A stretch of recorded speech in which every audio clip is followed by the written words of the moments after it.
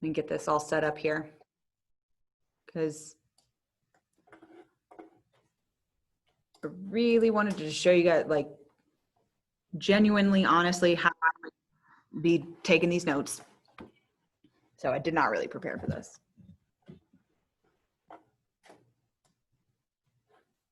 Put this over here, and we'll put this up here.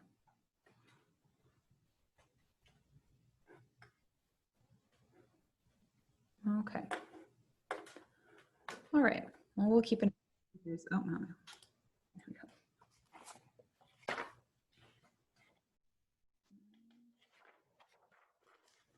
Okay. There's like a part of my brain that's like, okay, take attendance. And I'm like, no, it's tutorials, calm down. You don't have to. All right. So we are filming this for people who aren't able to be here. I don't know if it's just filming the screen share or if it's doing everything. I'll have to go look at it later, but I'll try to make sure that there aren't people's faces in it. But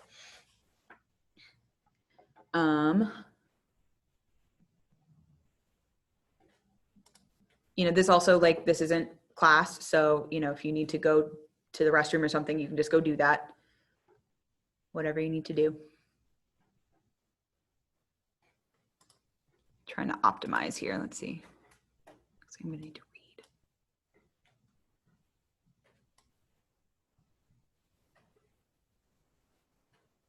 Okay, maybe not. Sorry, like I said, I'm just getting things set up because I didn't really. I can read that, I guess. Okay. All right, well, I did say 2:50, so maybe we go ahead and get started. Well, welcome back. Welcome back, everybody. Okay, so I'm just gonna, I think, just jump into this. I'm gonna start on page 21 right here because everything else I kind of like already read and did some notes on. So like I said, I really just wanted you guys to be able to see just genuinely and honestly how I would be doing this. So this is the same like split page template. Actually, oh shoot, I should make a copy of this. Nah, it's fine. It's fine.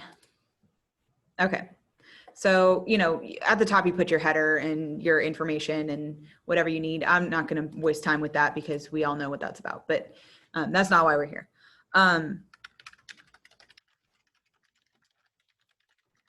So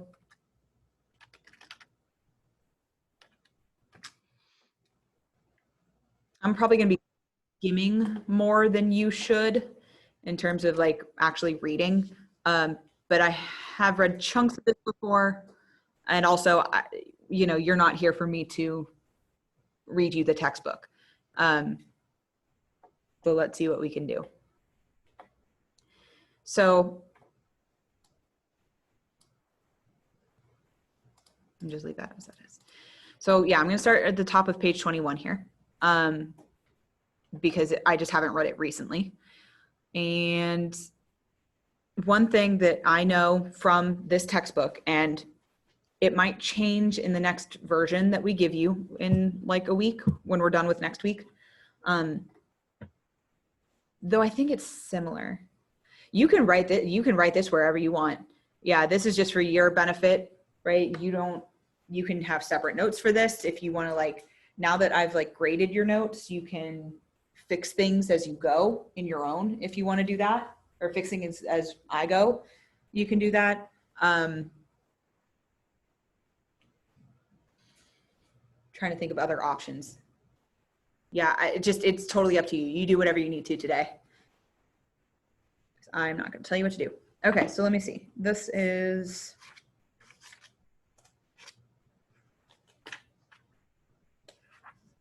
okay. I think it's a similar concept. All right. So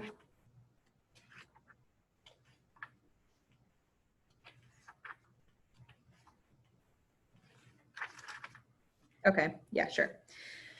So in this, right, in this version of the textbook, the PDF that you're looking at right now on the left-hand side of my screen, the one that you've been using, it it has these headers in blue, right? The civilizations and cultural traditions, right? Which is telling you like the title of the next section and the topic of the next section. Similarly, this is a hard copy version of the PDF we're going to give you for the after 1200, right? And so in this one,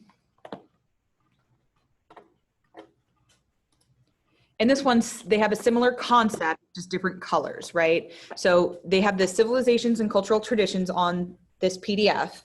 And then there's another header, different font, different color, South Asian cultural traditions, Hinduism, right? So it's like civilizations and cultural traditions, and then specifically South Asian cultural traditions, specifically Hinduism, right? So in this textbook, it's similar, where they have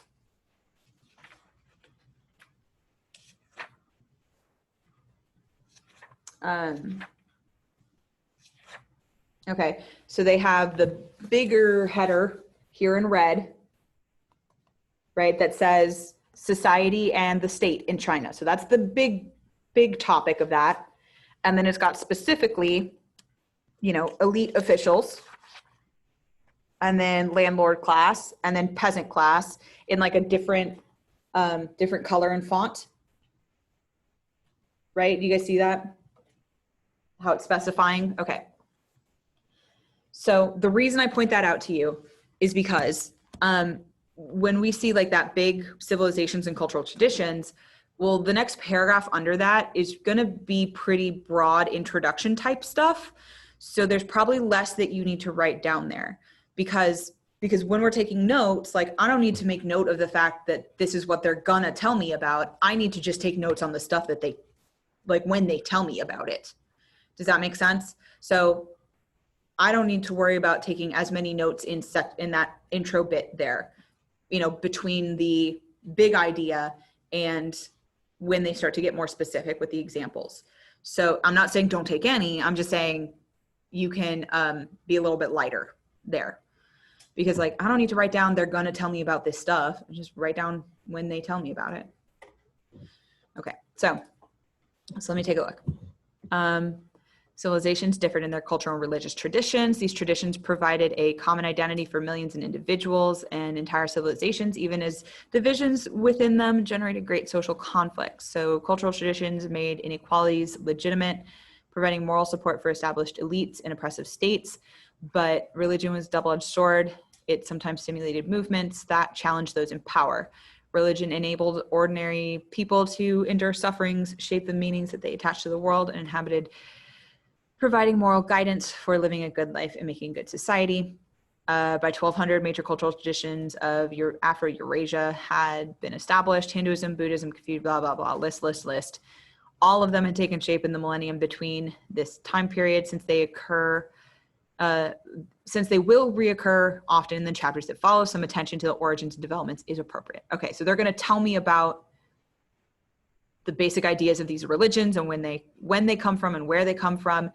The main stuff that's important. So I'm just going to read that and I'm going to stop and I'm going to think, all right, well, again, they're going to tell me about those other religions. I don't need to write those down, but it mentions, you know, civilizations have different culture traditions. Yeah. Okay. Yep. Cool. I could have figured that out. They make inequalities legitimate. They provide moral support for oppressive states, but also could challenge those in power, enabled people to endure sufferings, shaping their world and moral guidance and stuff. Okay, so the idea here is that like these religions can be really useful in a lot of different ways in societies. Like they're all like, so religions and cultural traditions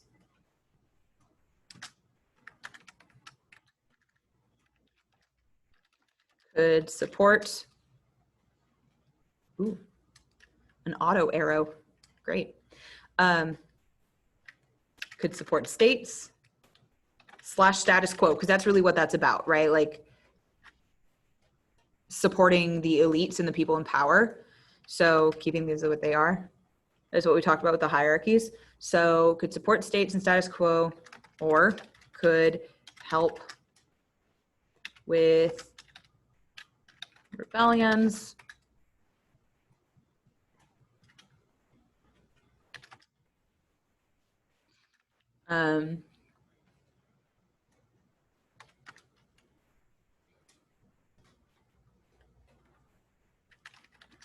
Good for moral guidance, which equals a good society, right? When you got people who have moral guidance, it's making a good society. Okay. You could also, like, I like semicolons because like they can kind of mean whatever you want them to mean. It's like they're a good way to separate sentence fragments when you're doing notes, right? Because officially they're supposed to be, you know, a pause between two separate but related sentence clauses. But like if you're just doing a list of sentence fragments, semicolons are a good way to like show that these are all related to each other, but they are different thoughts, if that makes sense. So I like them for that reason. You could also do like that, right? Good for moral guidance because, yeah, good for moral guidance, which equals good society, good life. Okay. All right. Everything else is just stuff that it makes sense, right? Like, it's like, okay, yeah. Like the fact that they have different cultural traditions. Yes, we know that one. Or what the list of them there. Again, they're going to tell me about them. So I don't need to pre-list them. So now we go into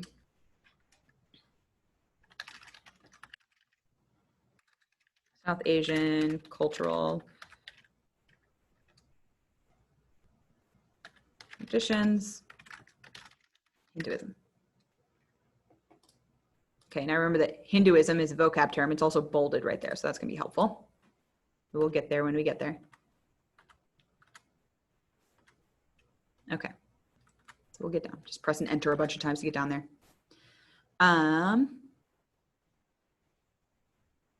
Okay, and so I'm kind of skimming over this and looking at this next, and we've got the exam tips on the side. So it says, know the basic teachings of the major Eurasian belief systems like reincarnation and Hinduism. So we want to make sure we keep an eye on that. Keep in mind, so Joshua, when you're asking about the dates, are you talking about like the dates in those first couple paragraphs there? Where'd you go? Where is everybody? Okay, they don't matter. It doesn't matter in that instance because, like, again, that whole introductory part is just telling us what they're gonna tell us.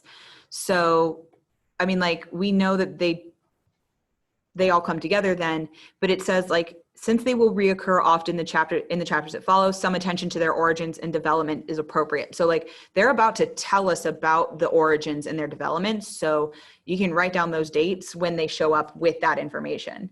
But to do it now would just be redundant, right?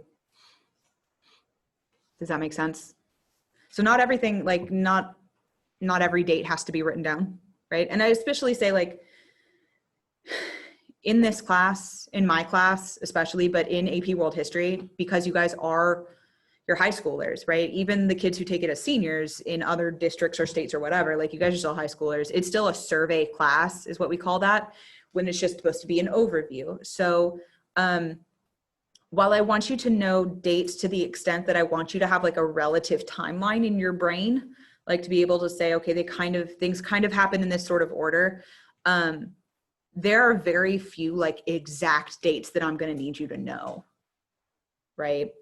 So, so like with the founding of Islam, you don't have to know the exact date that Muhammad was born, or that the Hijrah happened, or when Muhammad had the, received the wisdom of God to recite as the Quran, right? Like, you don't have to know those dates. I need you to have a basic idea of like, okay, it's the early 600s. Like, that's fine. I'm okay with that, right? I'm okay with that. So just kind of keep that in mind when it comes to a lot of these dates. I know that a lot of people are like, I'm not good at history because I can't remember dates. It's kind of all right in here. You're going to be okay. Because I'm not that great at dates either. I only sound like I am because I've done this 5 times now. I've done this same class 5 times. So that's an unfair disadvantage. Okay. So talked about the reincarnation. And then, so the other exam tip says, keep in mind social and political effects of India's caste system. It will be important later on in the course. All right. So I'm just going to keep an eye on those. I don't necessarily feel the need to write them down, but they're right there. So we can remember that those are important for later. But then there's that continuity and change question. And I am going to go ahead and write that down. You don't have to, but you can. Continuity and change, right, is also called continuity and change over time, which is often abbreviated to CCOT, continuity and change over time. So how does something stay the same? Also, how does it change over time? So the question is, in what ways did the religious tradition of South Asia change over the centuries? So how did South Asian religious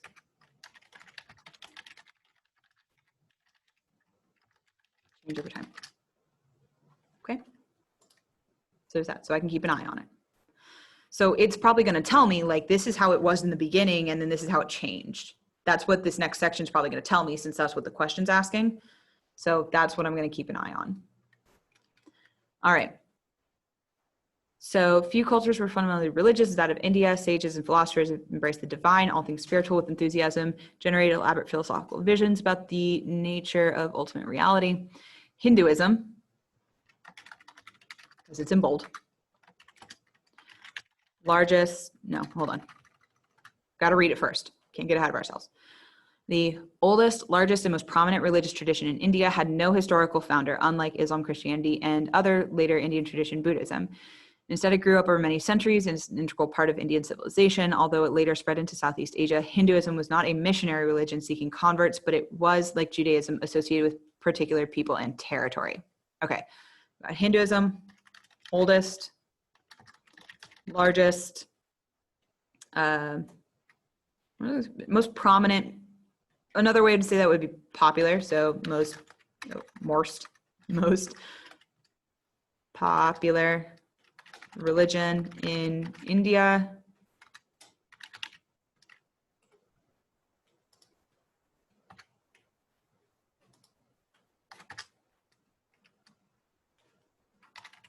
No historical founder.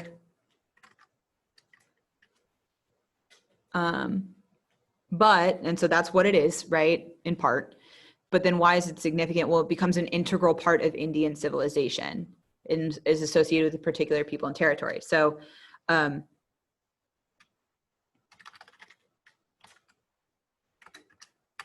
important part of Indian society.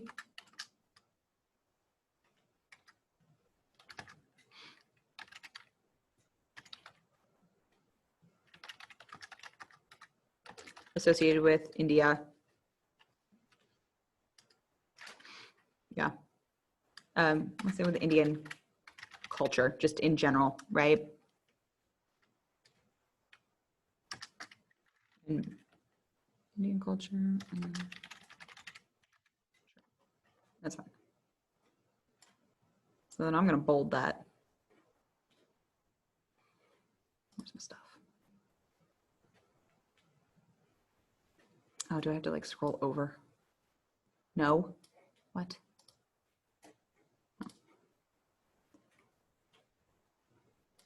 I do keyboard shortcuts, but they don't work when I'm using the MacBook, and I've got like a not MacBook wireless keyboard.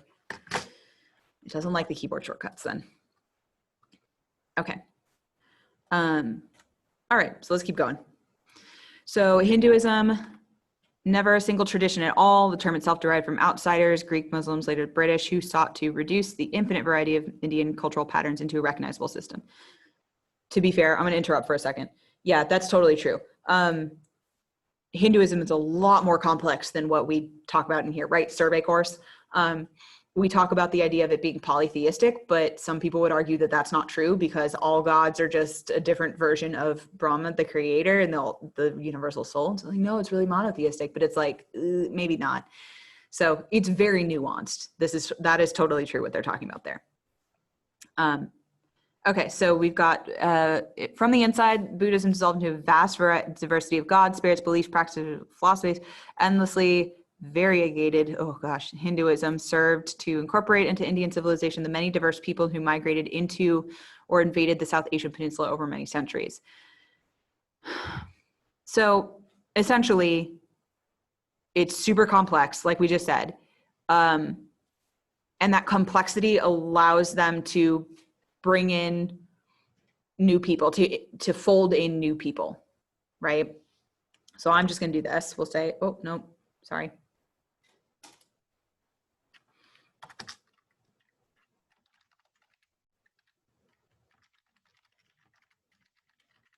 Usually simplified by outsiders. Nope,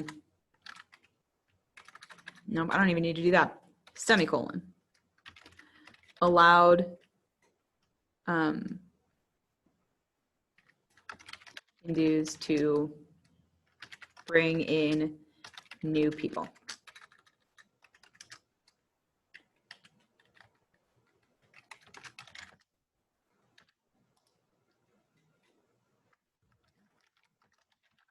And practices.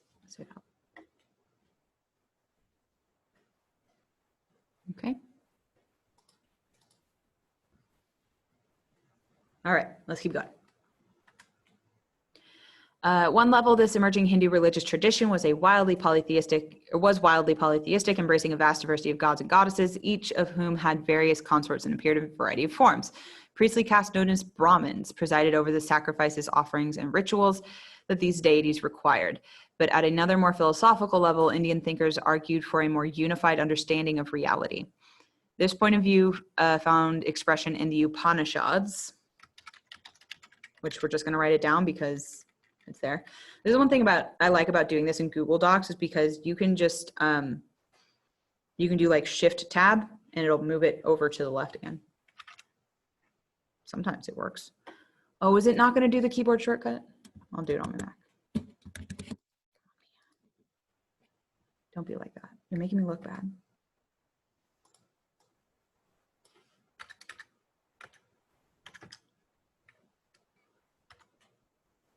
Whatever. I'll deal with it later. Okay. The Upanishads, a collection of sacred texts composed by the largely anonymous thinkers between 800 and 400 BCE.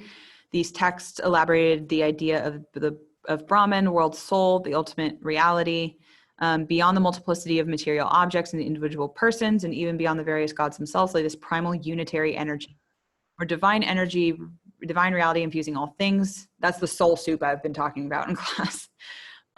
This alone was real. The immense diversity of existence that humans perceive with their senses was but an illusion. One contemporary Hindu monk summarized the essence of the Hindu outlook by saying, there is no multiplicity. Okay. So a lot of people wrote that phrase, there is no multiplicity, into their notes, but I want to make, like, if you're going to do that, you got to understand what it means, right?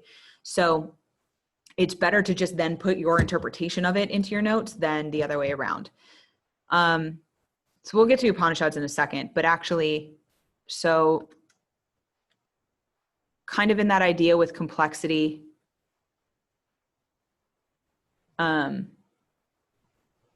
we already know it. I mean, like, we know it's polytheistic, but we can put it up here. This is the cool thing about doing digital. We can just add that.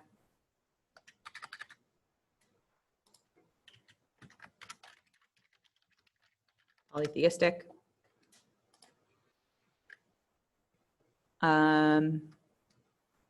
We got that. Okay, the Brahmins preside over sacrifices and offering. So we'll get Brahmins.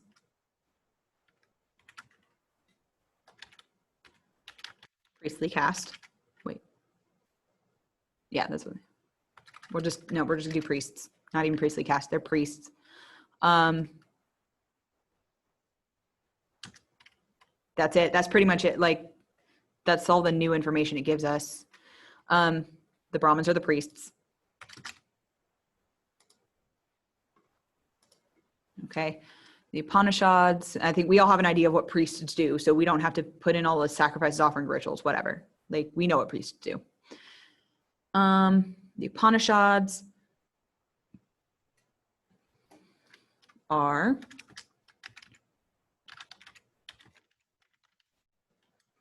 sacred texts,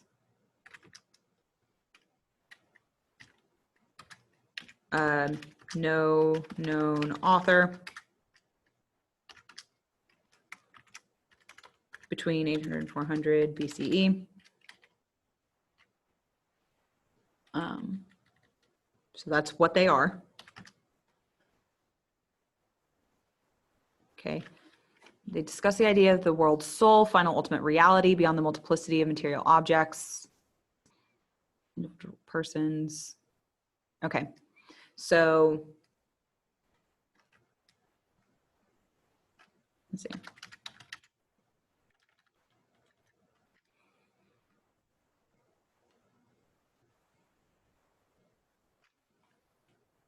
Actually,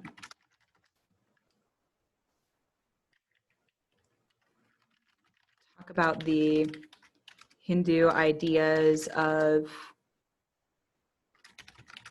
the world soul,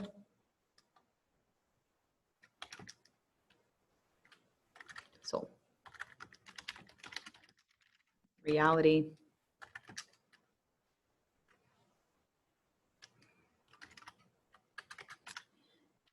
So when it says there is no multiplicity, what it means is this illusion that we are all separate people and separate souls is just an illusion, that we're really all part of that same soul soup, right? And so, so we aren't individuals, we're all one, okay? So individualism is an illusion. Okay. Okay. And actually, I'm gonna do that with my, I'm gonna do that with my definitions so Miss T can see them. All right. Okay. How are we doing so far? I'm sorry, this is probably super boring, but if you notice, we've done like this page and then like the beginning of the next one, and we haven't taken up that much space in our notes, right? So, okay, let's keep going. Fundamental assertion of this philosophical Hinduism was that the individual human soul, or Atman, was in fact part of Brahma. The chief goal of humankind then lay in the effort to achieve union with Brahma, putting an end to our illusory perception of a separate existence. This is moksha, or liberation, compared sometimes to a bubble in a glass of water, breaking through the surface and becoming one with the atmosphere. Okay. So I should have earlier, when they were talking about multiplicity, I should have scanned ahead to see that like the next bit continues to talk about that concept of no multiplicity, because it's just going to benefit us if we can read a chunk and then decide what's important and try to consolidate that information in the most efficient way. And so if it continues to talk about the same stuff, like the same continued thought, it would be good to see what else we can get in there. But when we're doing digital like this, and if you're not, you can still find ways to make this work. But like when we're doing digital like this, you can like go back and add stuff, and you can kind of do the same thing with handwritten things if you need to, like by writing in margins or whatever. It's not going to look beautiful, but that doesn't matter. Okay. So, you don't have a way of knowing this ahead of time, but I'm going to tell you now. This textbook right here is the first time I've seen the term Atman for soul. Like it doesn't come up. So it's okay. That's one of those details that I'm telling you now, you can let go. You couldn't have known that at the time though, and that's all right. Okay, so goal. Oh, I don't want to be bold anymore.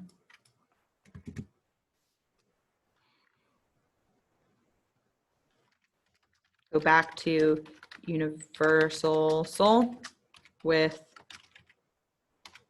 and you know what? It's what I've been calling it in class, so I'm gonna call it in my notes. Soul soup.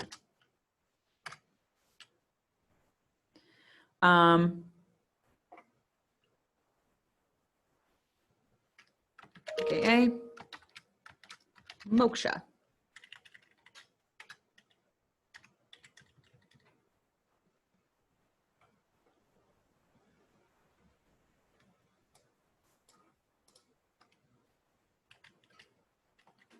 Why are you doing this to me? Moksha, which is the liberation from existence. Okay. So achieving this exalted state was held to involve many lifetimes, the notion of samsara or rebirth or reincarnation. Sorry.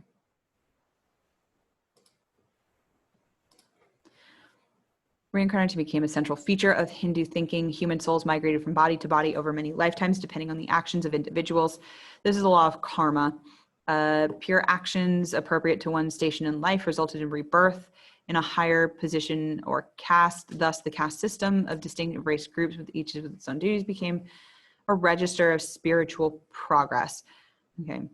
There are various paths to this final release appropriate to people of different temperaments were spelled out in Hindu teachings. Some might achieve moksha through knowledge or study, others by doing their work without regard of consequences. Still others through passionate devotion to some deity or through extended meditation practice. Still, such ideas became widely known throughout India, carried by Brahmin priests and wandering ascetics or holy men who had withdrawn from ordinary life to pursue spiritual development. Okay, cool. So,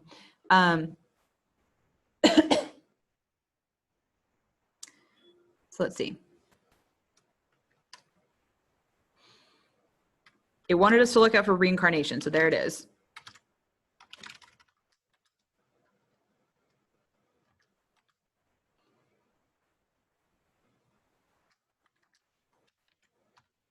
Samsara is the word that they use.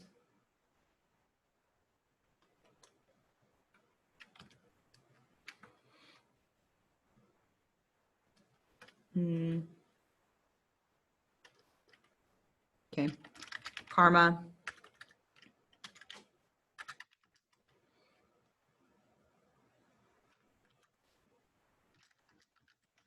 Consequences of, I'm trying to define it just based on what's like in the textbook rather than all the stuff that we talked about. But like, if you have an idea of karma already, you can put that in your notes. Because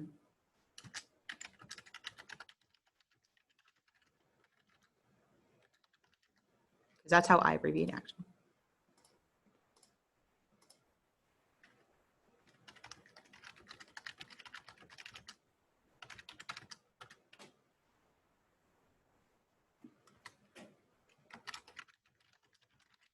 Move up through the caste system.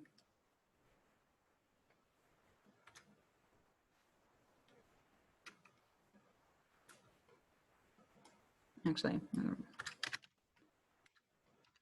movement through caste.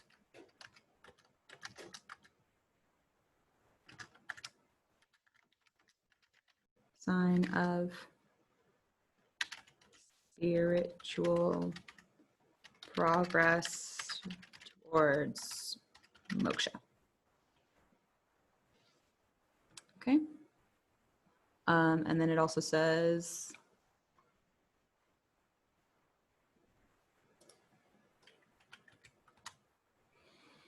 various paths.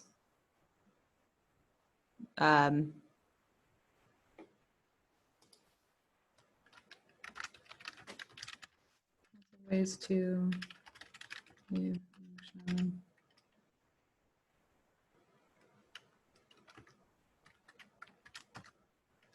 what does it say? study, meditation, doing your work.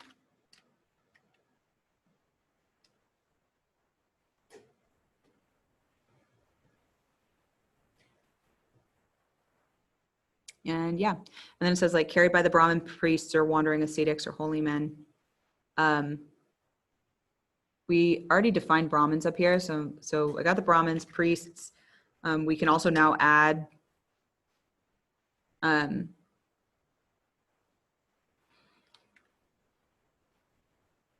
gave ideas on achieving moksha. And then, so it's important to write all the examples. That's a hard one because I have a hard time with that too. I would say probably no, don't do that. If you are having a hard time deciding which examples to write down, usually I would say write down like maybe the first few, because a lot of times they do them kind of in order of importance, maybe not on purpose, but that's how it ends up. But with the examples, definitely consolidate them as much as possible. And that's definitely an instance where I would say like, so you see how I've got this like lots of ways to achieve moksha, study, semicolon, meditation, semicolon, doing your work. So do it like that rather than doing like that, because that just takes up more space, right? Like I understand why you'd want to do that for formatting stuff, but again, it's like a list, right? So we can just all put them together. Okay. So I would just be really careful about writing all of the examples. If there's only a few like that, then sure. But I know there's some examples from when they were like talking about comparing civilizations, and it's like they do like 6 different examples from every civilization, and that's just tough. That you can't do all that. So just try to abbreviate them as much as possible to get a few of them in there. It just kind of depends. That's like I said, that's one I struggle with too. So what was I talking about? Oh yeah, priests gave ideas on achieving moksha, and then also they talked about the ascetics there. Holy men left regular life to develop,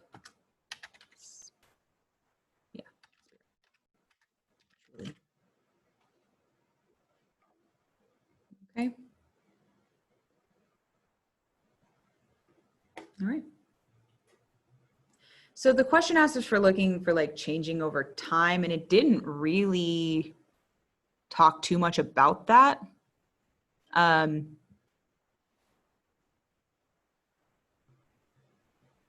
Because here's the thing about change over time. Change over time is basically like comparison, similarities and differences. But instead of using two different societies, they are looking at the same thing at 2 different points in time. So similar to how in algebra, right, in order to see slope, you have to have like a point A and a point B. Like you can't determine the change between them without having both points. It's the same thing with change over time.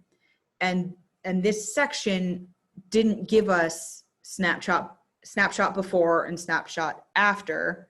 It doesn't say like, here's how it was then, and then this thing happened, or, give us 2 points to look at. It doesn't give us 2 points to look at. So we can't really talk about change or continuity when it does that, or when it doesn't do, when it doesn't give us A and B to look at. So in that instance, it's okay to kind of let that one go.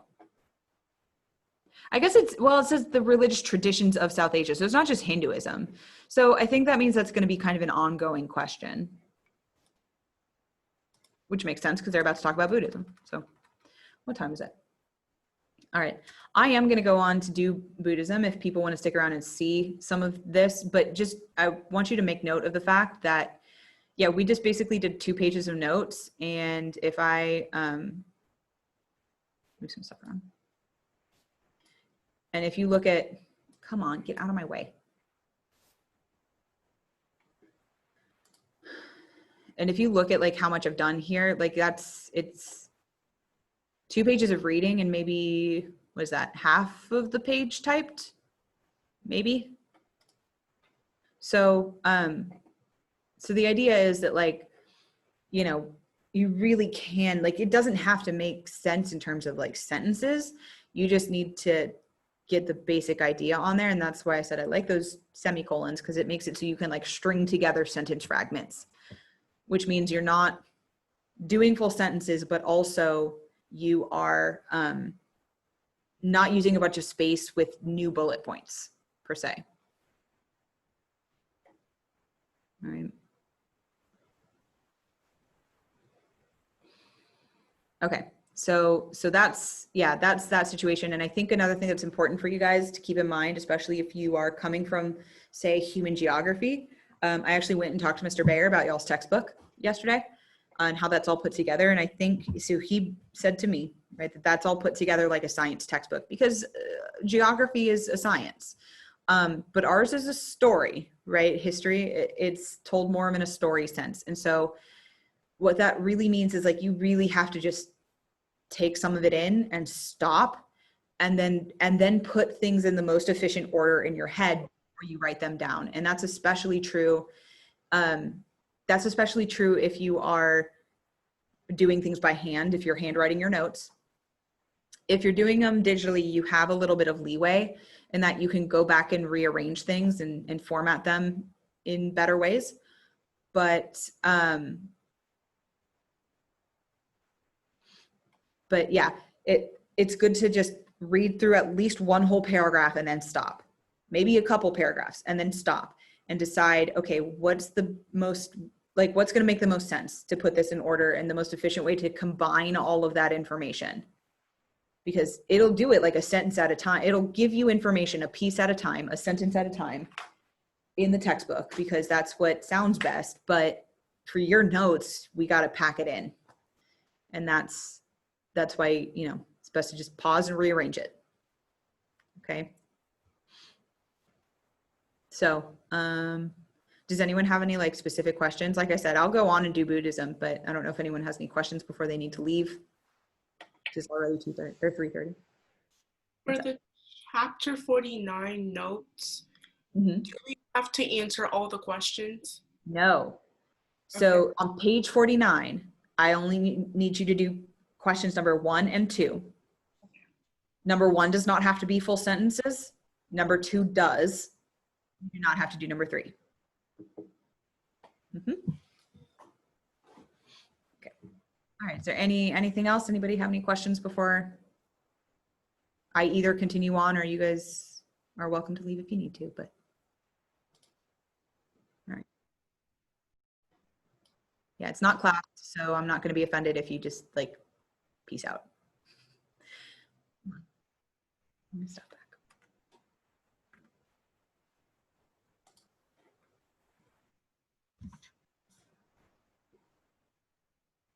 Okay, let's see. Okay, so we did all of that, and then we said we were going to go on to do Buddhism.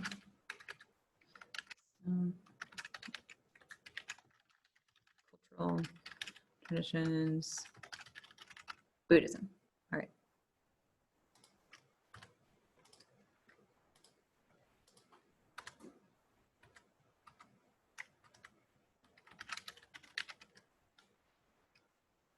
Okay, about the same time as philosophical Hinduism was emerging, another movement took shape in South Asia that soon became a distinct and separate religious tradition, Buddhism. Unlike Hinduism, this new faith had a historical founder, Siddhartha Gautama. So,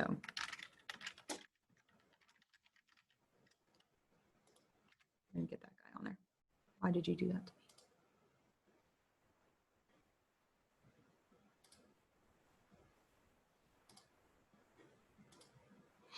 Okay.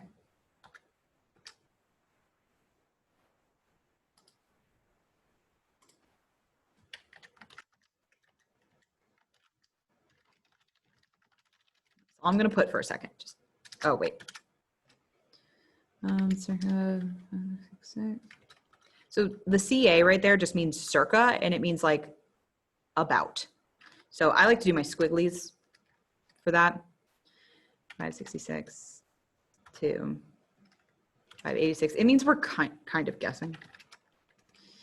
All right.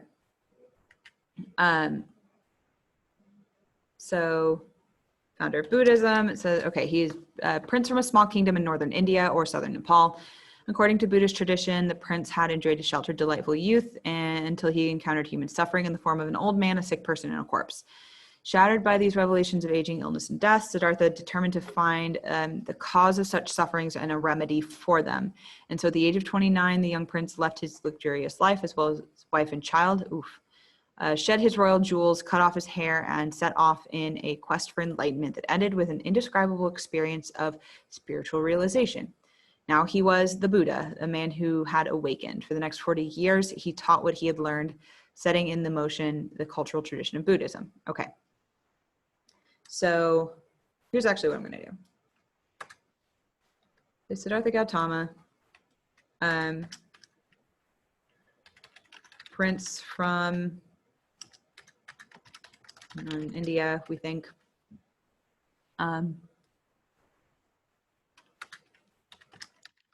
Saw suffering, wanted to find cure.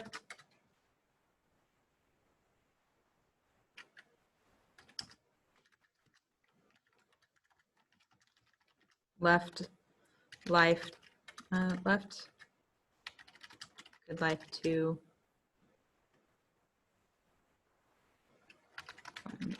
enlightenment.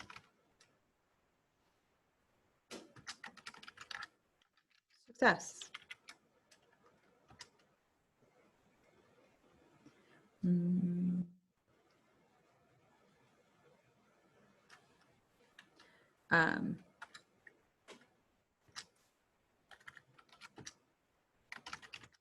Now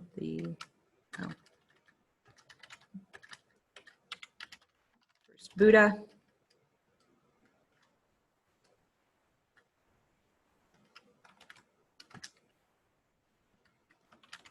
Meant to teach others how which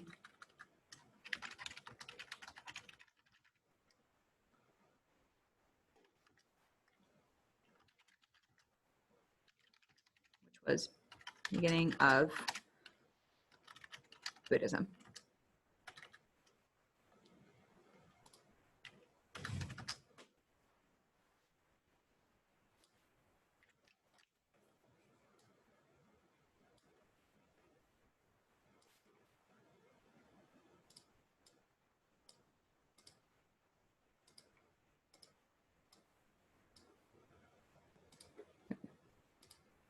Okay.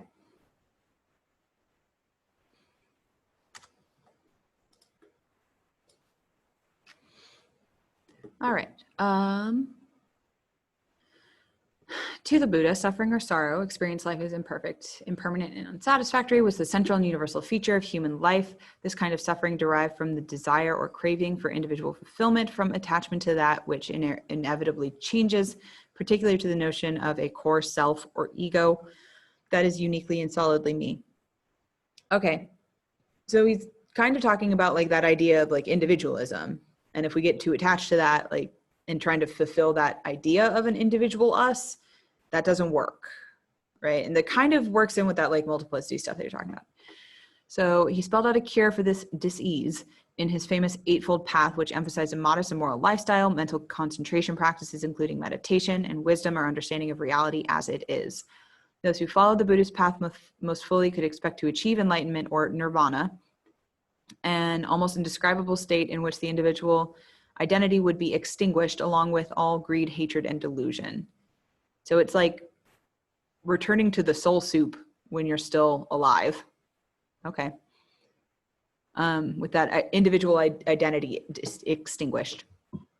With the pain of unnecessary suffering finally ended, the enlightened person would experience an overwhelming serenity, even in the midst of difficulty, as well as an immense loving kindness and compassion for all beings. It's a simple message elaborated endlessly and in various forms by those who followed the Buddha. Okay. That was a lot. So we're talking about at the beginning, it's like, what is it that makes us suffer? And then it says and then it starts talking about how he cures that, and then what that cure looks like. So let's try to break it down like that, right?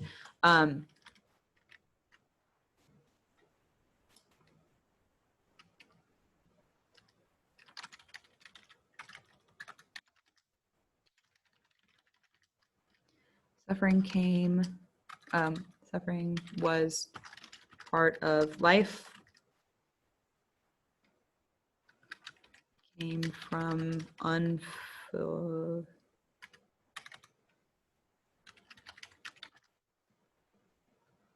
you spell it then. Unfulfilled desires.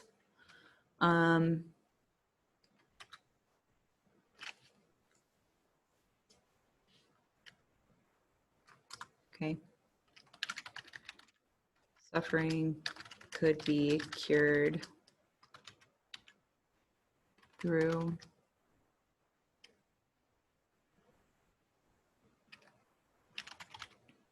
Eightfold Path.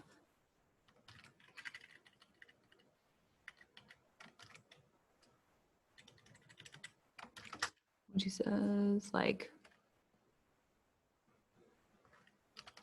modest, good life.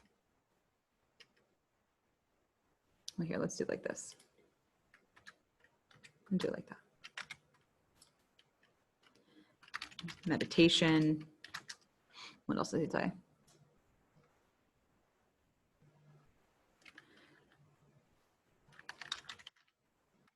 And also facing reality.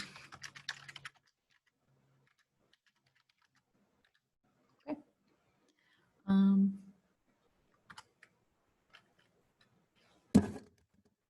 There we go. Shift tab worked that time.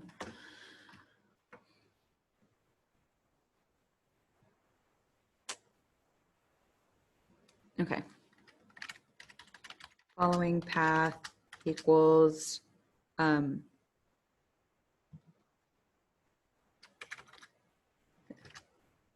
the path, not that they led to achieving nirvana.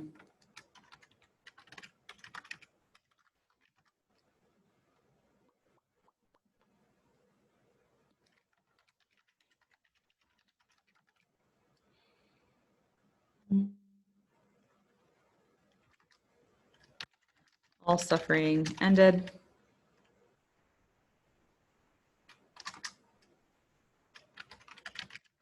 Passion. What's the word for that? Serenity.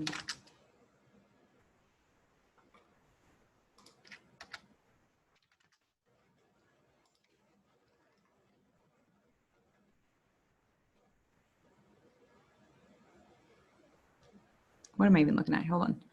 Reading delusion. Oh, identity extinguished. Okay. Connection to all things. Living soul soup. Like I said, it's like going back to the soul soup, but before you die.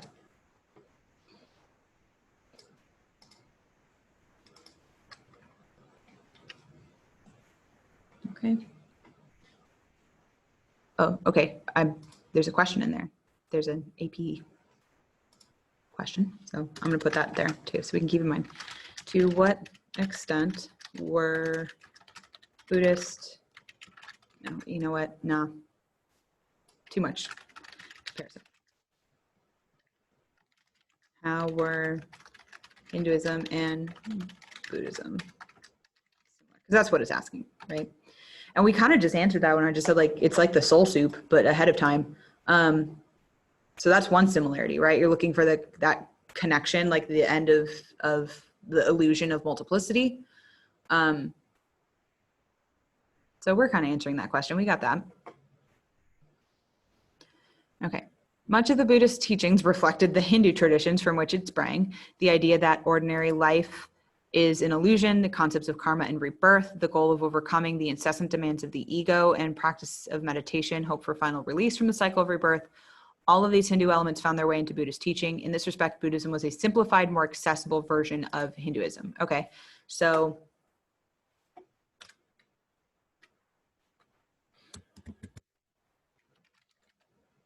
Buddhism,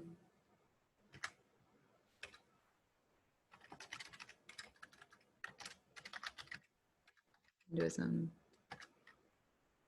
similarities.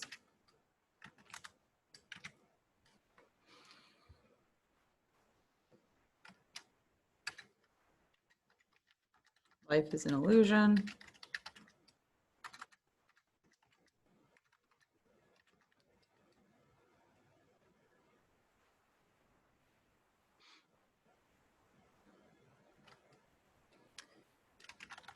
Overcome incessant demands of the ego. I just put like overcome individual desires, because I think that's basically what they're saying.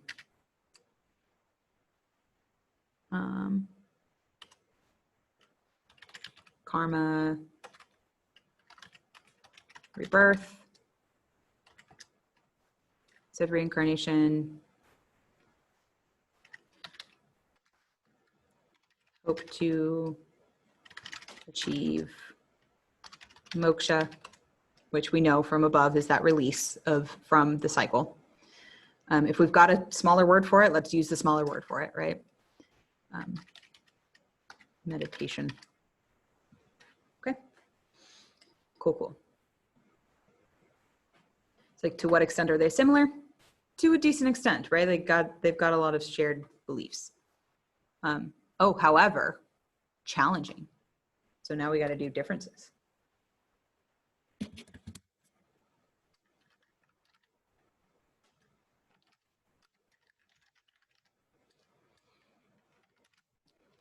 Okay, other elements of Buddhist teaching, however, sharply challenged prevailing Hindu thinking, rejecting the religious authority of the Brahmins. The Buddha ridiculed their rituals and sacrifices as irrelevant to the hard work of dealing with one's suffering. Nor was he much interested in the abstract speculation about the creation of the world or the existence of God, for such questions, he declared, are not useful in the quest for holiness. They do not lead to peace or to the direct knowledge of nirvana. Individuals had to take responsibility for their own spiritual development with no help from human authorities or supernatural beings. It was a path of intense self-effort based on personal experience. The Buddha also challenged the inequalities of the Hindu-based caste system, arguing that neither caste position nor gender was a barrier to enlightenment. Ooh, that gender thing is new. So for society at the time, at least in principle, the possibility of awakening was available to all. Okay. So, well, since we just talked about it, like caste and gender irrelevant in Buddhism.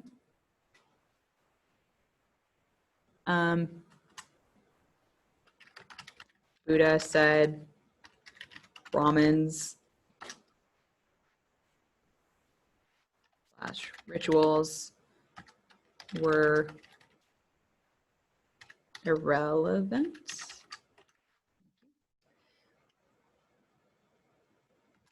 And because this is kind of a continuation of, well, you know what? I'm going to do like that then. So irrelevant, spiritual work is your own responsibility. So, okay, I'm going to pause for a second because there are these things, and there's like, so there's a TED talk about this. I need to go find the video. There's a TED Ed video about it. It's all animated about like these special Buddhist riddles, right? Where the whole point of them is that there is no answer and like you're supposed to not care, right? So it's like this, like these riddles of like, you know, if a Buddhist monk is, these two Buddhist monks are walking down the road and there's a really pretty lady there, and one of the guys, you know, doesn't talk to her because, you know, you're supposed to focus and can't be distracted by that, and that's kind of like impure stuff that you get attached to. But the other guy stops and helps her like carries her along this road that is, you know, impassable for her. And so like, it's like, who is wrong here? The guy who did not help the other person, even though it was a matter of like maintaining his focus and not being distracted by earthly things, or the monk who was helpful, even though it meant, you know, interacting with this like hot woman or something. And the point is, there is no answer. It's not that they're both wrong or both right, but we don't know, and it doesn't matter. It just doesn't matter. Like, that's the whole point of it, is that it doesn't matter. So that just sounds very frustrating, but it's kind of reflected in what he says here. It's just like, we don't need to worry about like God and where we came from. That's not the point. It's about the individual, right? So spiritual work is your own responsibility, which also is like, don't worry about the big stuff, like origins of God or universe or anything, you know, like that. Don't worry about that. Hey, it doesn't matter, man. Just go with it. Okay. So we said caste and gender is irrelevant in Buddhism. I think we got all of it. Don't worry about that abstract stuff. Take responsibility for yourself. You worry about yourself. And then, yeah, we don't need the rituals and such. Okay, yeah, I think that's it. Okay. All right. So I think at this point I am going to have to, like, we're going to have to pause just because we're getting a little late on time. But so we started on page what? 21, we did 22, we did 23, pretty much all of it. And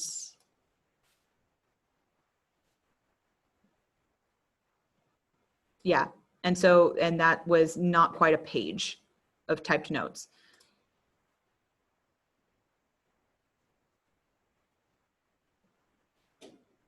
It feels a little long, but it feels a little long to me personally. But I think for some people that would be an improvement to an extent. Just because like really, like, I mean, when I say abbreviate nonsense, like I mean it. And stopping and pausing and thinking about it before you write it down is also going to be helpful, because for me, like, notes just felt too difficult. Like, I get really easily frustrated when I find myself doing the thing where you like read and then write something down and like go back and forth and have to like try to decide what's important as it shows up. That's just really difficult to do. So I have to constantly catch myself and say, wait, stop, read the whole thing, then check it out. I think that's a big part of the struggle for people. So does anybody have any questions about anything in particular, about any of the stuff? Good on y'all for sticking around. Putting in the work, that's what matters, right? Okay. Well, if nobody really has any major questions or anything they want to ask, then I mean, I'll be around if anything comes up, if you remember anything, but otherwise I'm probably gonna head out here. I'm tired, y'all. It's been a long day, huh? You guys tired? Okay, go take a nap or something. Go get some fresh air.